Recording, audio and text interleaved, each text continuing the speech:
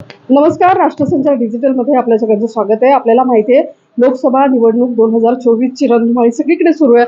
पण काही भागांमध्ये भुजबळांना म्हणजे ओबीसी नेता छगन भुजबळ यांना विरोध होताना दिसतोय, गावबंदी होताना दिसते, त्यांच्या गाड्या अडवण्यात येत आहेत, काय काय प्रकार गावांमध्ये होत आहेत. तर ह्या सगळ्यांवरती ओबीसी सकल समाजाचे काही लोक माझ्यासोबत आहे, त्यांच्याकडनं जाणूयात काय प्रकार होतोय हा सध्या.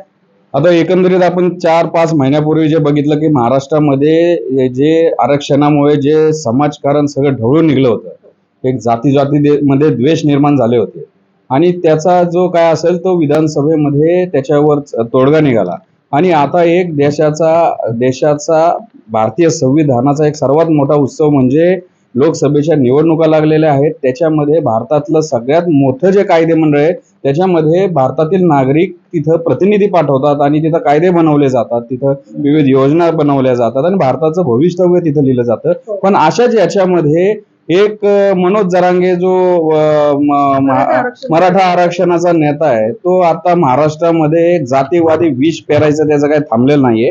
आणि त्याने अशा प्रकारचं आता परत एक वक्तव्य केलंय की ओबीसीच्या ओपनच्या मतदारसंघामध्ये ओबीसीचं काय काम. आता याला एवढं अक्कल पाहिजे की लोकसभेला आणि विधानसभेला कोणताही मतदारसंघ हा राखीव नसतो, ओबीसी किंवा ओपन, फक्त एससी आणि एसटीचं आरक्षण असतं. त्यामुळं ओबीसीचा मतदारसंघ आहे, ओपनचा मतदारसंघ आहे, म्हणून अशा महाराष्ट्रामध्ये जातीयवादी विष त्याचं पेरायचं चालू आहे.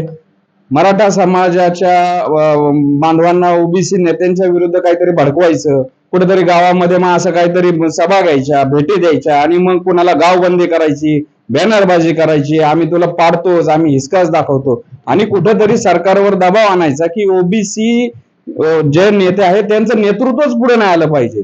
50 ते 60% ओबीसी समाज महाराष्ट्रामध्ये आणि आमच्या या 60% ओबीसी समाजाचं नेतृत्व भुजबळ साहेब असतील, पंकजा मुंडे असतील, प्रकाश अण्णा शेंडगे असतील, असे आमचे नेते करतात. पण महादेव जानकर असतील, अशा नेत्यांच्या विरुद्ध बरोबर हँडपिक करून बरोबर त्यांना टार्गेट करून समाजाला काहीतरी वेगळं दाखवायचं आणि यांनी कसा आपल्याला विरोध केला आणि यांना कसा अडवा आणि हे महाराष्ट्रामध्ये चालू झालंय सगळं. तर आम्हाला आता आपल्या या माध्यमातून अख्ख्या महाराष्ट्राच्या सगळ्या नेत्यांना, यंत्रणेला, महाराष्ट्र सरकारला, इलेक्शन कमिशनला सांगणे की संविधानाने दिलेले अधिकार प्रतिनिधित्वासाठी उभं राहायचे आणि मतदान करायचे, हे अधिकाराची जर पायमल्ल्या अशा प्रकारे कोण हा अर्धवट माणूस जर करत असेल तर याला वेळीच ह्याला आळा घातला पाहिजे. ह्याच्या बेताल वक्तव्याला ह्याला नक्कीच याच्यावर कारवाई केली पाहिजे. नाहीतर ओबीसी समाज पण मग आधी जे झालं 5-6 महिन्यापूर्वी तर ह्या निवडणुकीच्या माध्यमातून परत तेच करायचं असेल तर मग त्याला सामोरं जायला ओबीसी तयार आहे. काय सांगाल मॅम तुम्ही असं? प्रथम आता मनोज जरांगे याचा मी जाहीर निषेध करते, कारण स्वतः ते भेटीगाठीच्या नावाखाली राजकारण त्यांचं सुरू आहे.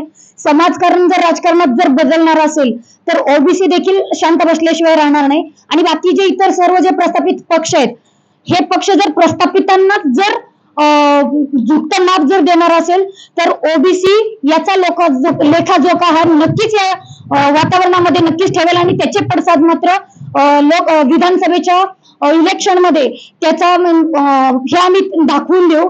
आणि दुसरी गोष्ट, मनोज जरांगे प्रत्येक वेळी फक्त ओबीसी कॅन्डिडेट जिथे उभे आहेत तिथंच त्यांचा अपोजिट त्यांचा प्रचार करणं, तिथं कार्यकर्त्यांना पाठवणं, आमच्या ओबीसीच्या कार्यकर्त्यांना रोखणं, त्यांना प्रचार करू न देणं, गावबंदीचे जे काय बोर्ड लावलेले आहेत ह्या सर्व गोष्टी करणं हे कितपत योग्य आहेत आणि हे कितपत या कायद्यामध्ये बसतात याचा देखील इथल्या सत्ताधाऱ्यांनी विचार करावा आणि त्याच्यावरती आवर घालावा.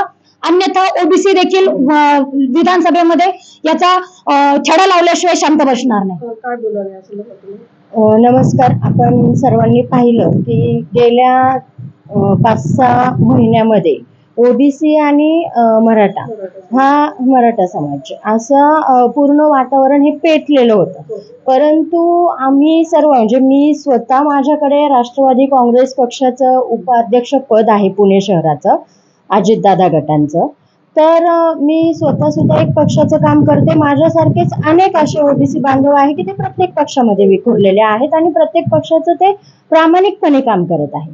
परंतु मला असं वाटतं की मनोज जरांगे हा जो नासलेला कांदा आहे त्याच्यामुळे कुठेतरी या राजकारणामध्ये एक आडी निर्माण परत होत आहे.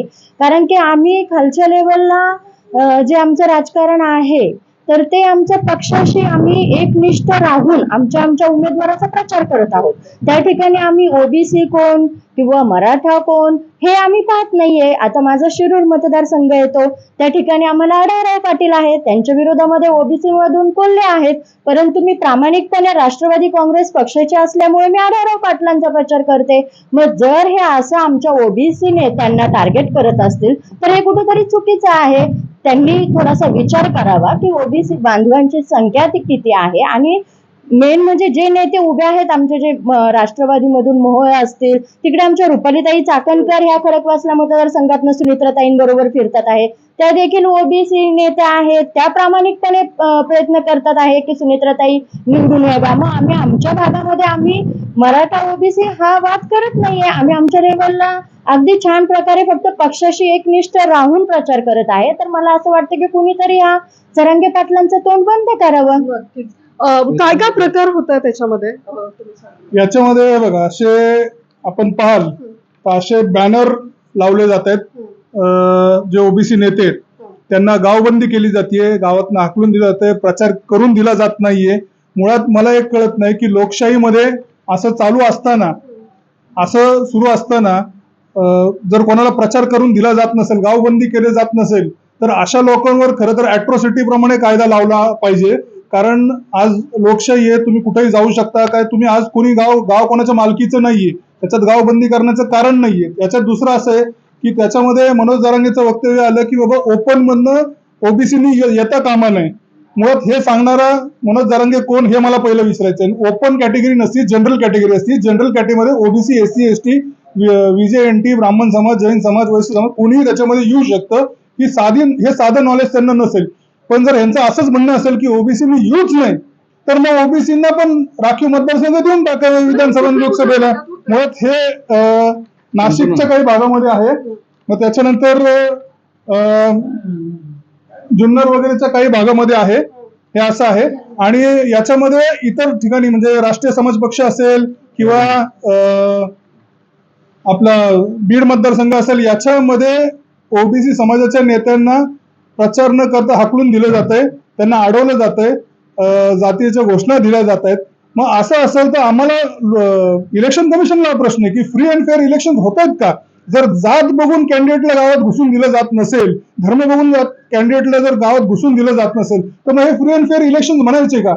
मग हा लोकशाहीचा उत्सव काय फक्त एका विशिष्ट वर्गासाठीच आहे का? हा विचार पण आज आपल्याला करावा लागेल. नक्कीच सर. जिथे जिथे ओबीसी उमेदवार आहेत या ओबीसी उमेदवारांना कुठलाही प्रचार करण्यासाठी बंदी घालण्यात येते. गावाच्या बाहेर बॅनर लावण्यात येतात आणि मराठा समाजासाठी ज्यांनी लढा दिला असेल मनोज जरांगे पाटील यांच्याकडनं हे कारस्थान केलं जात आहे. गावामध्ये ओबीसीच्या नेत्यांना येऊ दिलं जात नाही असं यांचं सगळ्यांचं म्हणणं आहे. खरं तर इलेक्शनमध्ये फ्री आणि फेअर असं वातावरण असायला पाहिजे. तर या सगळ्यांवरती इलेक्शन कमिशन, राज्य सरकारने लगेचच काहीतरी तोडगा काढला पाहिजे अशी मागणी त्यांच्याकडनं होती आहे. धन्यवाद.